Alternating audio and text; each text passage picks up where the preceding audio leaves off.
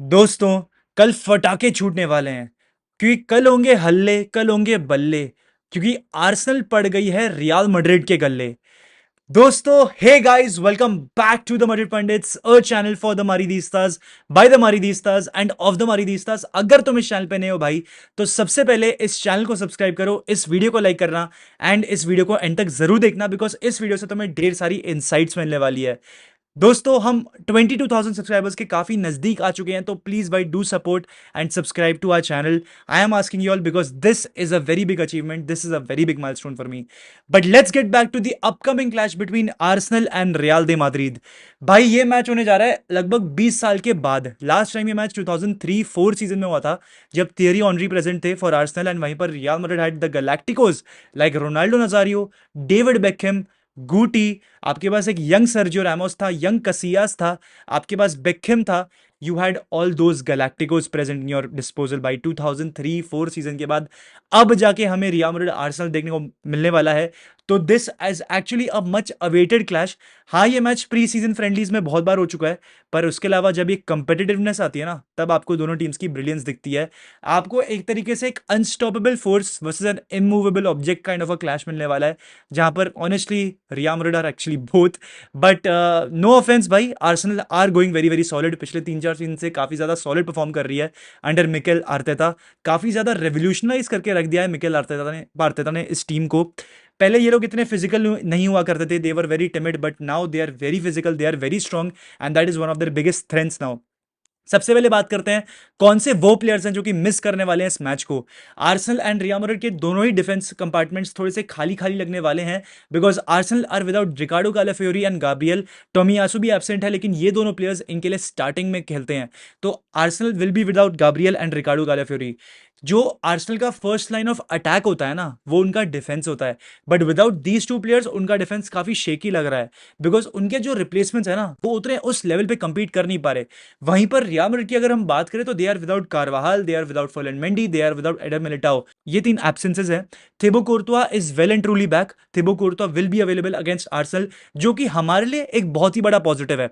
बाकी इसके अलावा ज्यादातर एज सच कोई मिस नहीं होने वाले players. Aurelien Tchouameni is suspended for this match and उसकी सर्विसेज डेफिनेटली मिस करेगी रियल मैड्रिड, बिकॉज आर्सेनल जब काउंटर अटैक करने को जाएगी, जब ट्रांजिशन पर आएगी, तब कोई मैड्रिड के पास एज सच प्लेयर नहीं होगा अवेलेबल जो कि ट्रांजिशंस को रोक सके एफर्टलेसली। वेल्वर्डे बेलिंगम वो कर लेते हैं, पर आपके पास चुआमिनी वो प्लेयर है जो कि श्योर शॉट वही काम करता है।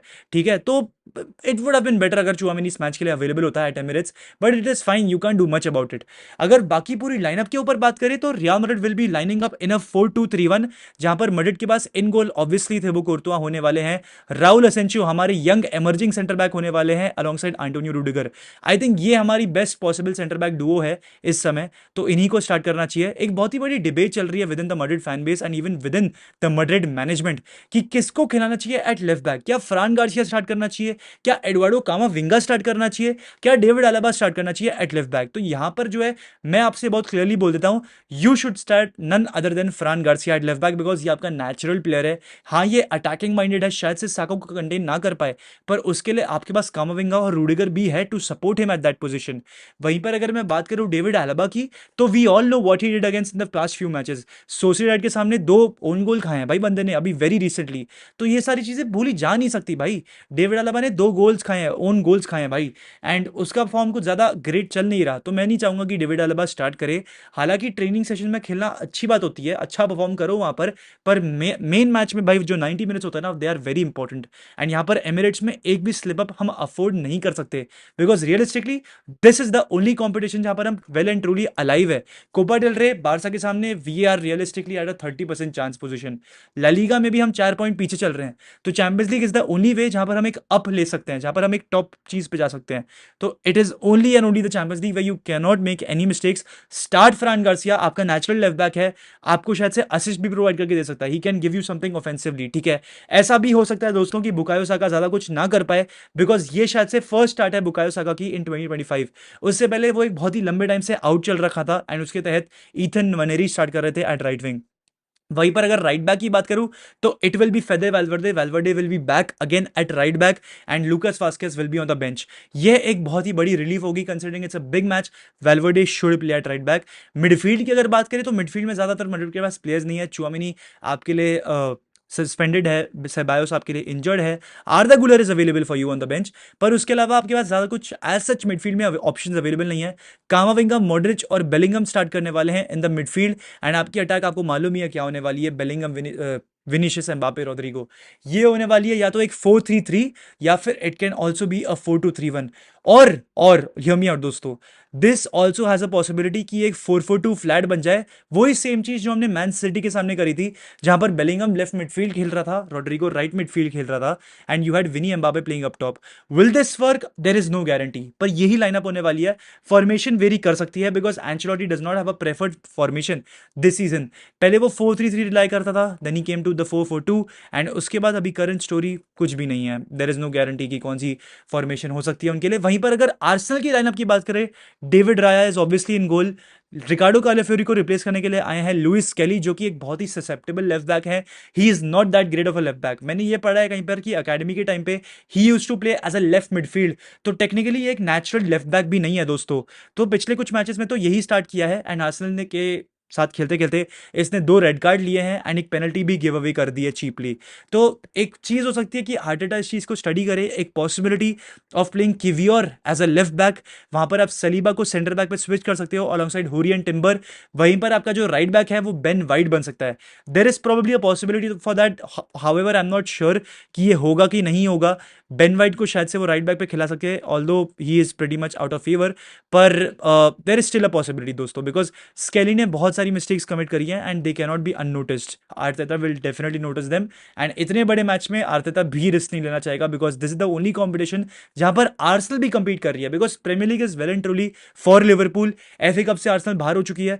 This is their only option for silverware this season and पिछले 3-4 साल से वो बहुत कंपेटिटिव रहे हैं। They have been title favourites but they haven't really won much, मतलब competitive titles, like very main titles Arsenal ने जीते नहीं है।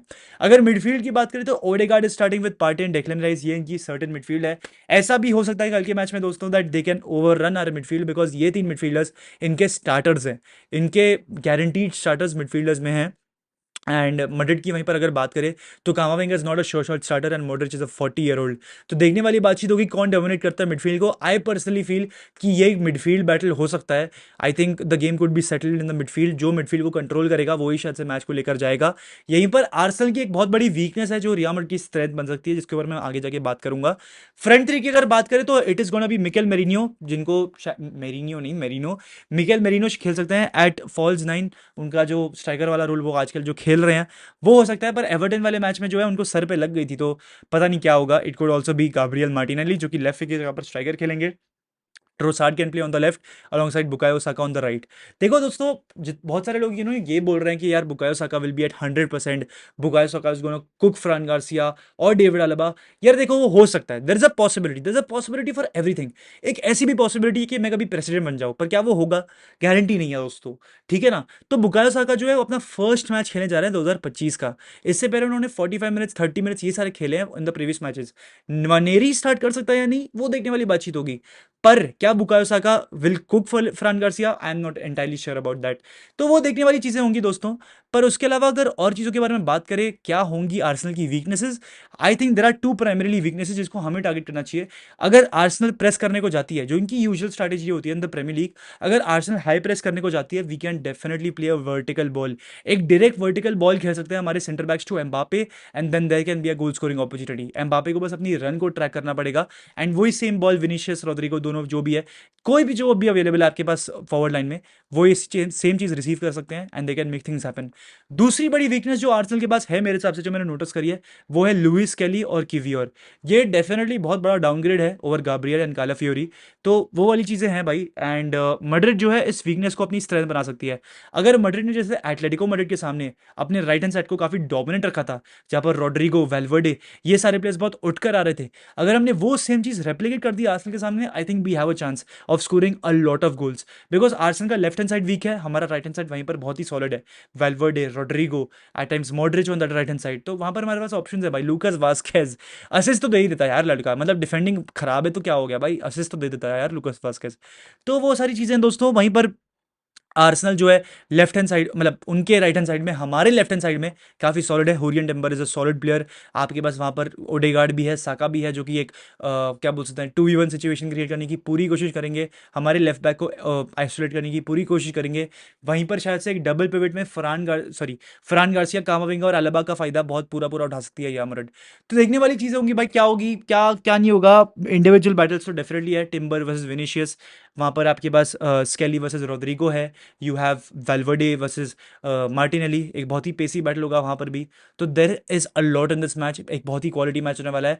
बाकी की बात मैच में वॉच अलॉन्ग भी करेंगे दोस्तों। अगर आपको वीडियो अच्छा लगा तो प्लीज़ लाइक करें, मरी पंडित्स को सब्सक्राइब करें, एंड इसी के साथ दोस्तों हाला मदरीद इन नमाज हस्ता फिल्म मुस्रियल सू।